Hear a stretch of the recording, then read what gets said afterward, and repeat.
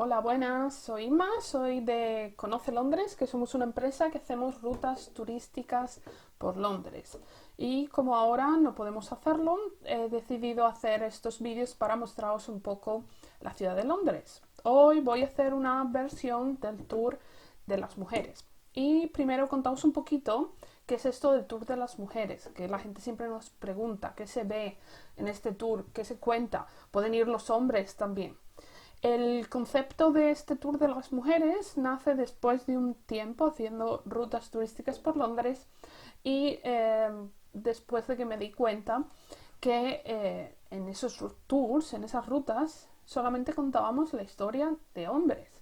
Y investigando la historia de este país me di cuenta de que había muchísimas mujeres que habían hecho cosas muy importantes por la ciudad de Londres y por el país en general y no aparecían en esos tours. Hablábamos siempre de políticos, de reyes, de científicos, de escritores, pero nunca o casi en casi ninguno de esos tours aparecían mujeres y consideramos que era una buena forma de reivindicar la historia de estas mujeres que no siempre se conoce o no siempre se pone en valor.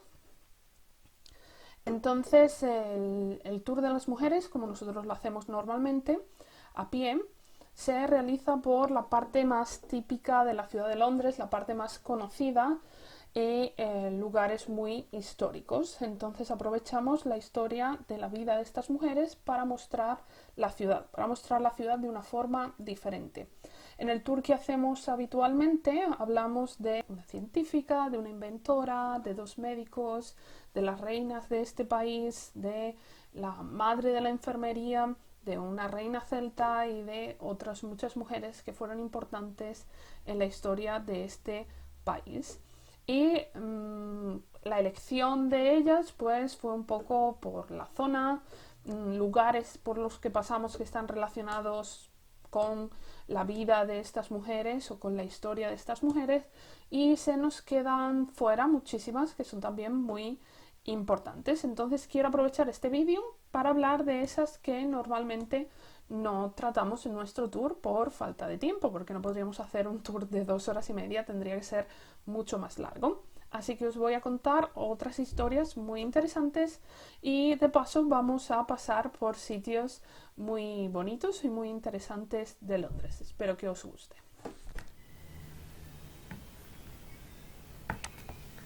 Aquí estamos en el que quizás es el punto más famoso de Londres. Seguro que muchos que habéis visitado Londres habéis pasado por aquí y algunos que no hayáis estado todavía seguro que habéis visto esta imagen. El edificio más famoso es el que veis al fondo, que nos vamos a acercar un poco. El edificio del Parlamento. Aquí se encuentran las dos cámaras del Parlamento británico. La Cámara de los Comunes es la que se encarga de gobernar, mientras que la función de los lores es meramente representativa. Y el color de la Cámara de los Comunes, que es donde está el presidente, seguro que siempre lo habéis visto, es de color verde, por lo que este puente en el que nos encontramos es de color verde. El del fondo, el Lambeth Bridge, es de color rojo y representa a los lores. Los lores y los comunes no se llevan demasiado bien, por eso veis que incluso la cafetería la tienen separada. Por un lado tenemos la parte de la cafetería de los lores en rojo y la parte de los comunes en verde. Luego, ¿qué más cositas tenemos por aquí? Tenemos este edificio que intenta hacer algo parecido o imitar la arquitectura del Parlamento británico con materiales modernos, y también forma parte de un edificio del Parlamento. Aquí tenemos diferentes oficinas del gobierno y además es el lugar donde se compran las entradas para visitar el Parlamento, si alguno queréis venir a visitarlo. Para los que no habéis visto mi vídeo de la joya de la corona, decíos que la torre del reloj estará así con andamios hasta el 2021. Si queréis conocer la historia completa, podéis ver nuestro vídeo de la joya de la corona. Luego, de este lado, tenemos Él saca dinero, que es la famosa Noria de Londres, el London Eye. Este enorme edificio que veis aquí es el antiguo edificio del ayuntamiento, que estuvo funcionando como ayuntamiento hasta el año 2002 y actualmente tiene diferentes atracciones dentro de él, incluso un teatro, un hotel y muchos restaurantes. El nombre del edificio es City Hall. Y luego a este lado tenemos otros edificios un poquito feos y que incluso algunos dicen no pega demasiado aquí este edificio con lo bonito que son el resto de los edificios alrededor. Pero sin embargo este es un lugar muy importante porque es el Hospital de Santo Tomás. Este hospital tiene 800 años de historia. El primero no se encontraba en este mismo lugar, se encontraba en la zona de London Bridge y por una ampliación que se hizo allí de la estación de tren se deshizo y se destruyó, se demolió el edificio y se cambió aquí este lugar que estáis viendo. Este fue inaugurado en el año 1871 por la reina Victoria. Este es un hospital muy importante, no solamente porque se fundase hace 800 años, sino porque aquí funda Florence Nightingale su escuela de enfermeras. 1896 se hace la primera prueba de rayos X ya en este edificio. La escuela de enfermeras la fundó Florence Nightingale en el otro edificio, pero al final esta es la institución en la que la fundó. Actualmente en este Hospital de Santo Tomás hay un museo a Florence Nightingale, que es una de las protagonistas de las que hablamos normalmente en nuestro tour de las mujeres, por si alguien lo quiere visitar. En este momento no voy a hablar de Florence Nightingale, voy a hablar de otra enfermera que trabajó en esta época y que no se la recuerda tanto como Florence Nightingale. Fue Mary Seacole, que nació en Jamaica. Su padre era un soldado escocés y su madre una médico jamaicana. Aprendió de su madre la medicina basada en productos naturales y desde los 18 años cuidaba junto a su madre de los enfermos. Trataba muchos enfermos de cólera, fiebre amarilla y viruela. Sabía de la importancia de la limpieza y la buena comida para recuperarse de estas enfermedades.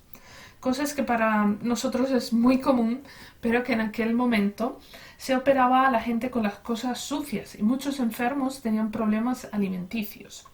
En 1853, cuando empieza la guerra de Crimea, esta es la primera guerra a la que acudieron periodistas que narraban y retrataban los horrores que sufrían los soldados británicos durante la contienda.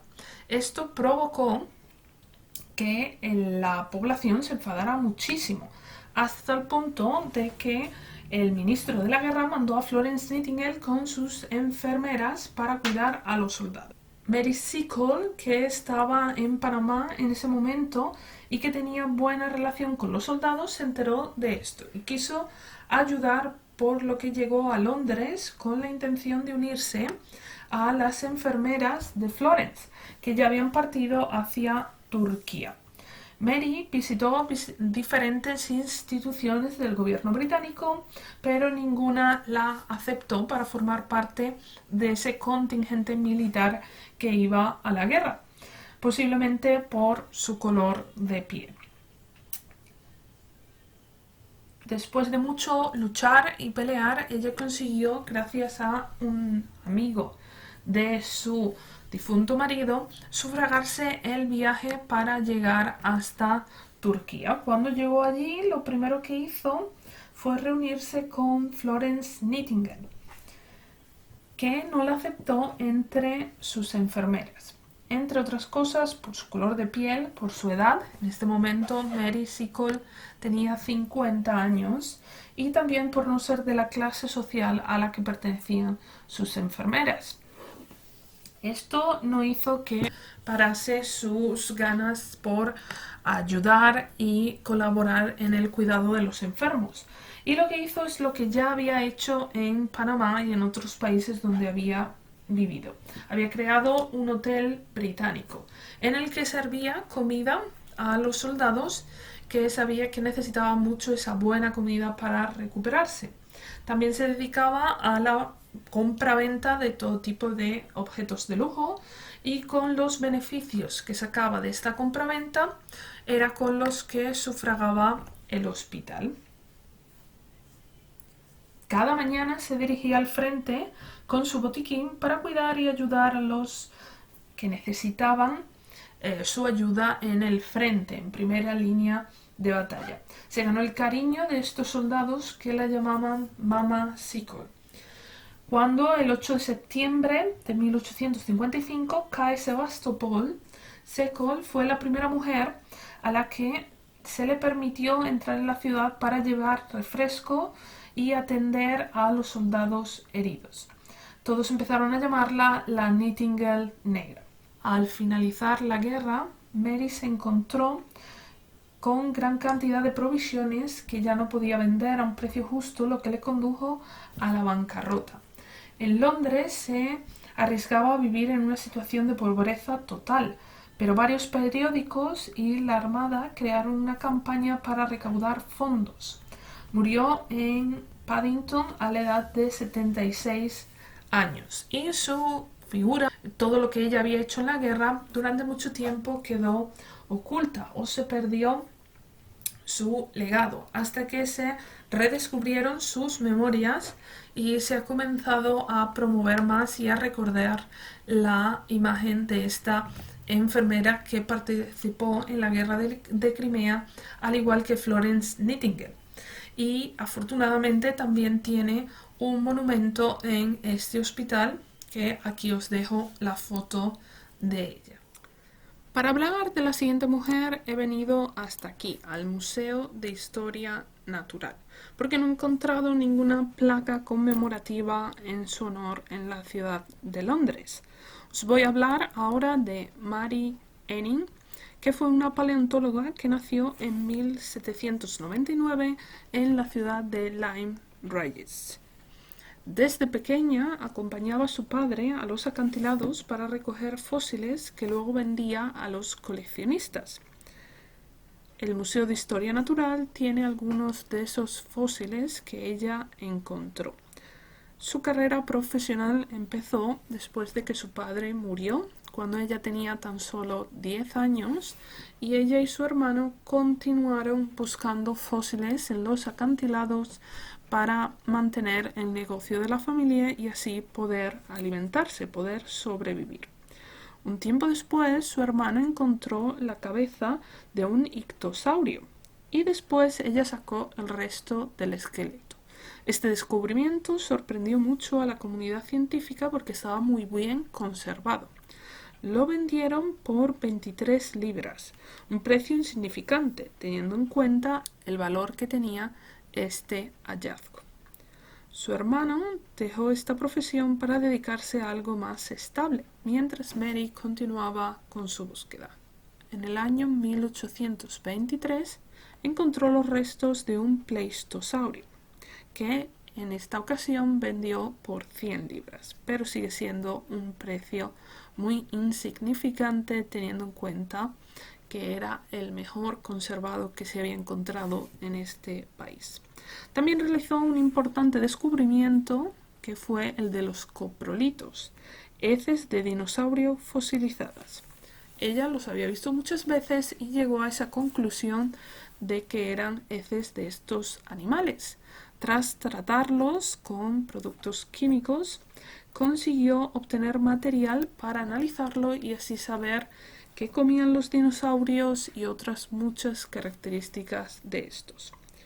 No solo recolectaba fósiles, sino que los analizaba y los catalogaba. También hacía disecciones de animales para ver en qué se parecían los animales actuales a los fósiles que ella encontraba en las playas. Muchos de sus descubrimientos fueron comprados por científicos que luego en sus publicaciones ni siquiera mencionaban a Mary Anning y se llevaban ellos todo el mérito de estos descubrimientos. Ahora vamos a un lugar relacionado con la historia de Mary Anning, que se encuentra en un lugar muy conocido pero que no todo el mundo visita o no todo el mundo sabe lo que es el edificio de la Burlington House, que se encuentra en esta calle que va desde Piccadilly Circus a Green Park. La Burlington House originalmente era la casa del duque de Burlington, pero actualmente es donde se encuentra la Royal Academy y otras 5 sociedades científicas. La Sociedad Linneana de Londres, la Real Sociedad Astronómica, la Sociedad de Anticuarios, la Real Sociedad de Química y la Sociedad Geológica Nacional se encuentran en este precioso edificio que estáis viendo. En esta última, la Sociedad Geológica Nacional, tuvieron lugar muchos debates sobre los descubrimientos de Mary Anning, a los cuales ella no pudo asistir porque en este momento las mujeres tenían prohibida la entrada. No es hasta el año 1904 que se admite la primera mujer en esta sociedad. Y Mary Anning hizo sus descubrimientos 70 años antes de que se permitiera la entrada a las mujeres. Mary murió a los 46 años de edad, en una situación económica muy difícil y sin el reconocimiento científico que merecía por haber sido una de las mayores especialistas de fósiles de su época. Después de su muerte, en la Sociedad Geológica, que no le había permitido entrar a los debates en los que se hablaba de sus descubrimientos, le hizo un pequeño homenaje. Incluso tienen algunas piezas de ella, una pequeña exposición que habla de su historia. También tiene en su pueblo natal una placa y en la iglesia donde se bautizó una vidriera en su honor. Afortunadamente, ahora sí que es un personaje estudiado y reconocido dentro del mundo de la paleontología por sus descubrimientos.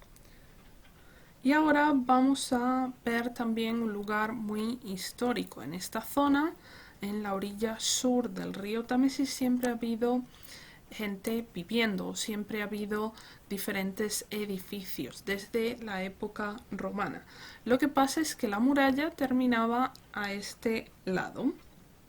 Tened en cuenta que esto era un suburbio. Aquí vivía la gente que no tenía sitio en la ciudad, y las malas condiciones de vida se multiplicaron al principio de la era victoriana, cuando la población de Londres pasó de 1,6 millones a 3,2 millones. Todo esto unido a la aparición de una clase trabajadora muy pobre y con malas condiciones de vida, hizo que la vida en estas zonas de la ciudad fuese muy dura. En estos momentos lo habitual era que la gente viviera en una casa de 2 habitaciones entre 5 y 6 personas. Cuando digo 2 habitaciones me refiero a 2 salas, no 2 habitaciones más cocina, más salón. En esta época a los niños no se les ponía nombre hasta los 3 años, porque la mortalidad infantil sobre todo, era tan alta que muchos de esos niños no superaban la edad de los 3 años. El no ponerle nombre a los niños hacía que el arraigo familiar fuera menor y la familia pudiese superar esa gran pérdida. La siguiente mujer de la que os voy a hablar es Octavia Hill, que es la que creó este lugar muy cerquita de una zona muy turística. Como veis, aquí tenemos el Borough Market, el London Bridge, la estación de London Bridge, la Torre de Londres y el puente de la Torre. Entonces, a 10 minutos caminando del Borough Market tenemos Red Cross Garden.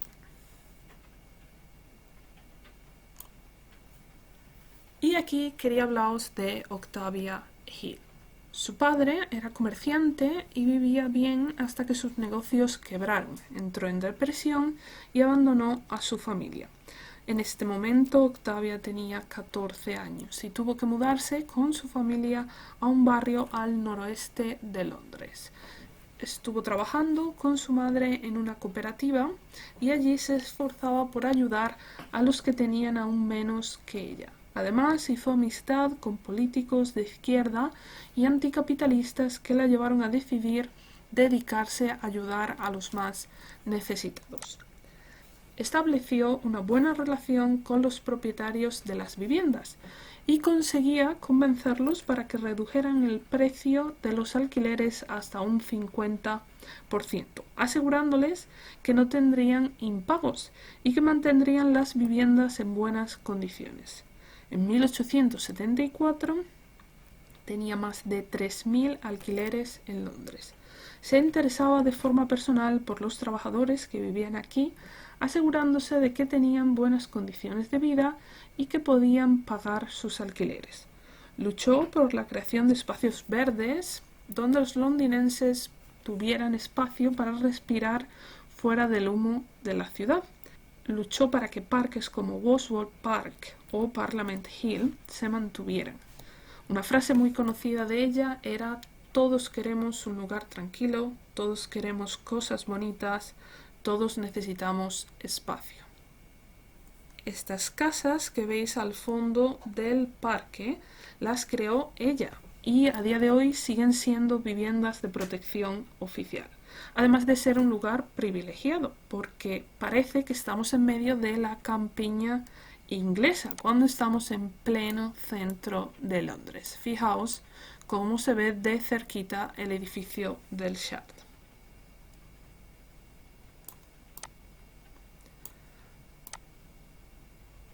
El jardín que veis justo enfrente cayó en el olvido hasta que una organización benéfica lo tomó y lo recuperó para dejarlo como lo veis.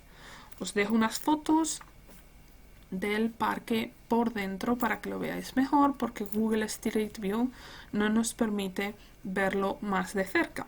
Además os muestro un mosaico precioso que me encantó y que está hecho por los alumnos del colegio de enfrente. Además, contaos que Octavia Hill en 1895 fundó la National Trust for Places of Historic Interest or Natural Beauty, junto con sus dos compañeros, que os dejo por aquí el nombre porque seguro que los pronuncio mal. Esta organización se encarga de proteger espacios naturales y este año ha cumplido 125 años. Se encargan de 250.000 hectáreas de tierra agrícola, 780 millas de costa y 500 edificios históricos, entre los cuales está el pub que os enseñaba el otro día en el tour de los pubs históricos y la casa de Newton. Muy bien, espero que os haya gustado el vídeo. Si os gustó, seguidnos en nuestro canal y dadnos like, que nos ayudará a continuar haciendo vídeos de este tipo. Gracias.